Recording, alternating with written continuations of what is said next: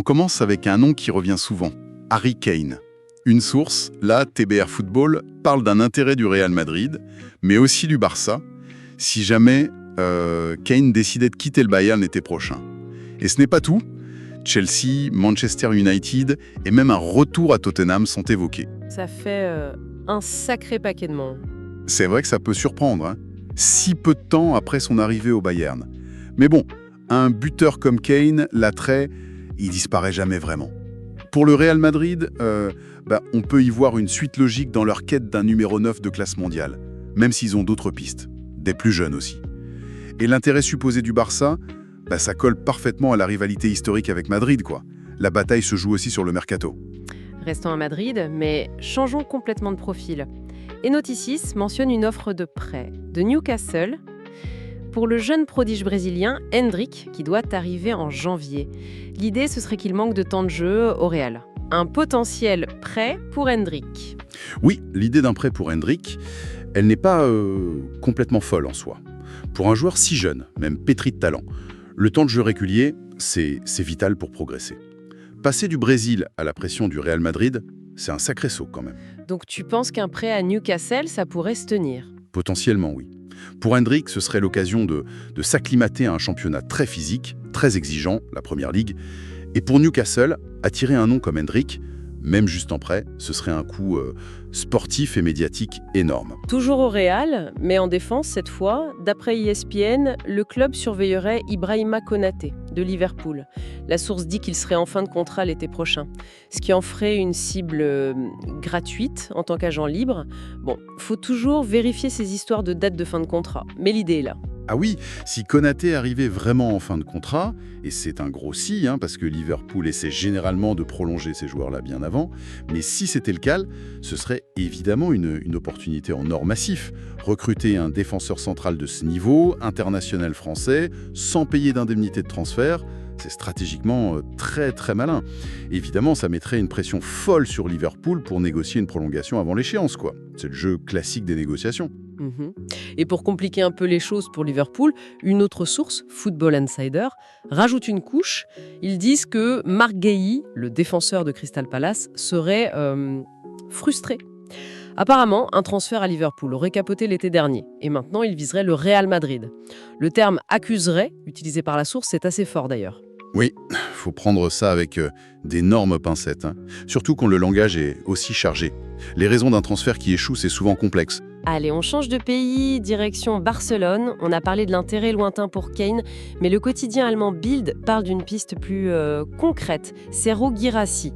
Il serait vu comme un potentiel successeur pour Robert Lewandowski. Alors ça, c'est une piste très intéressante pour le Barça. Guirassy, il fait une saison exceptionnelle et il marque but sur but en Bundesliga. Donc anticiper la suite de Lewandowski, c'est une nécessité pour Barcelone. Et Guirassy, il correspondrait au profil. Il est différent de Lewandowski. Oui, son profil est un peu différent, peut-être moins un pur pivot que Lewandowski, mais avec plus de mobilité, capable de prendre la profondeur. Et ça pourrait offrir autre chose à l'attaque du Barça. Et surtout, son coût serait sans doute bien inférieur à celui d'une superstar confirmée, ce qui est un argument de poids, vu la situation financière qu'on connaît au club. C'est un calcul risque-récompense qui semble logique alors? Tout à fait, ça se tient. Mais le Barça ne regarde pas que les joueurs confirmés. Une source argentine, Soy del Millo, nous dit que le club catalan, mais aussi Chelsea, serait sur les traces d'Ian Soubiabré, un jeune ailier, 18 ans, de River Plate. Et le détail croustillant, il refuserait de prolonger son contrat qui finit fin 2026. La chasse aux talents sud-américains continue de plus belle. Ah bah oui, c'est la stratégie de beaucoup de grands clubs européens, ça ne change pas. L'Amérique du Sud, ça reste un réservoir de talents assez unique. L'objectif est clair, repérer ces jeunes pépites avant qu'elles n'explosent complètement et que leur prix devienne exorbitant. Parlons maintenant d'un montage qui a l'air assez compliqué. Rapporté par Fichages.net, le Paris Saint-Germain serait prêt à offrir 45 millions d'euros pour Marcus Rashford. L'objectif, convaincre Manchester United et le joueur, ok, mais surtout court-circuiter une supposée option d'achat qu'aurait Barcelone autour de 30 millions. Ça paraît étrange, non? Extrêmement étrange, oui. Et il faut être très très prudent avec ça. L'existence même d'une option d'achat de Barcelone sur un joueur majeur de Manchester United, qui est sous contrat avec eux, c'est hautement improbable dans le fonctionnement normal des transferts. À moins d'un montage très particulier et ancien, ça semble peu crédible. D'accord. Mais imaginons, juste pour voir, que cette info, même bizarre, est un fond de vérité. Alors là, l'offre du PSG à 45 millions aurait du sens, oui. Elle viserait à rendre cette option hypothétique de Barcelone caduque en offrant beaucoup plus à Manchester United. Ça montrerait la puissance financière et l'agressivité du PSG, toujours à la recherche de grands noms pour l'attaque. Mais bon, la situation de Rashford à United elle-même est fluctuante. Des hauts, des bas. C'est vrai. Est-il vraiment sur le marché? Est-ce que United le vendrait à ce prix-là? Ça fait beaucoup de si. Pour l'instant, ça ressemble plus à de la spéculation qu'à une info solide. D'accord. On termine notre tour en Angleterre avec Arsenal. Radio parle d'une offre qui ferait du bruit. 60 millions d'euros plus Leandro Trossard en échange de Kenan Yildiz, le jeune talent de la Juventus. La source précise quand même que la Juve, elle, voudrait le prolonger. Ah oui, une offre pareille, si elle est réelle, c'est absolument énorme pour un joueur comme Yildiz. Il a un potentiel fou, c'est sûr, mais il n'est pas encore un joueur totalement confirmé au plus haut niveau. Ça montrerait une conviction très forte de la part d'Arsenal. Il le verrait comme une future pièce maîtresse, sans doute. Et le fait d'inclure Trossard dans le deal, ça change quelque chose? Ça complique l'équation, mais ça peut aussi la rendre plus séduisante pour la Juventus. Trossard, c'est un joueur polyvalent. Il a prouvé des choses en Première Ligue. Il pourrait apporter quelque chose tout de suite à la Juve. Donc l'échange, ce serait pas que de l'argent, ce serait aussi une question de profil sportif. Mais bon, la priorité affichée par la Juve, c'est de le prolonger. Ça montre qu'ils veulent construire autour de lui.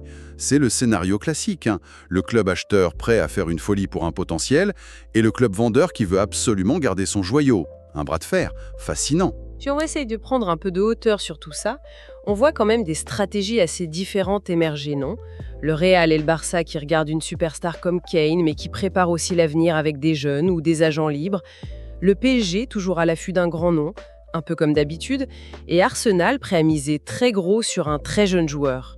Absolument. C'est ça qui est passionnant, je trouve. Ces rumeurs, même si elles partent un peu dans tous les sens, elles dessinent les contours d'un marché européen avec plusieurs facettes. D'un côté, oui, la recherche de certitude, de joueurs à impact immédiat comme Kane. De l'autre, l'investissement sur le potentiel à long terme, comme Yildiz ou Subiarbre, avec le risque que ça implique. Et puis, il y a l'opportunisme, lié au contrat, comme pour Konaté.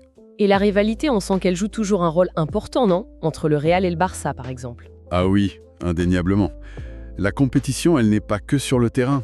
Se positionner sur les mêmes joueurs, essayer de shipper une cible à son rival historique, ça fait partie du jeu psychologique et stratégique entre les superpuissances. Et puis, bien sûr, il y a les contraintes financières qui obligent certains clubs, comme Barcelone peut-être avec Guirassy, à chercher des solutions plus malignes, ou en tout cas moins chères que d'autres.